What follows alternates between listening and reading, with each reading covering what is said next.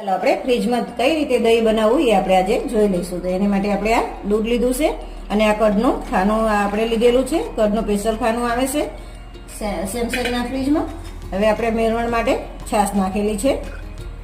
હવે આપણે આ કડના ખાનામાં રીતે મૂકી દઈશું, સરસ ફિટ કરી દઈશું. એની માટે આ ઢાંકણ આપેલું છે એ આપણે આ રીતે ફિટ ઢાંકી દેવાનો છે, પછી આ રીતે ફિટ કરી દેવાનો. જો આ રીતે કડનો ઓપ્શન આપેલો છે એ રીતે આપણે આ ડબ્બો આ રીતે આમાં સેટ કરી દેવાનો છે અને આપણે ફ્રીજ રાખી દઈશું.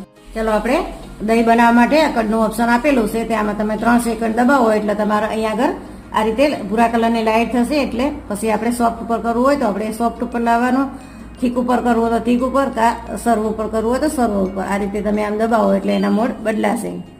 આપણે સર્વ ઉપર રાખીએ છીએ અને 4 થી 5 થી 6 કલાક સુધી આપણું દહીં કમ્પ્લીટ સરસ બની જાય છે. કઠણ એવું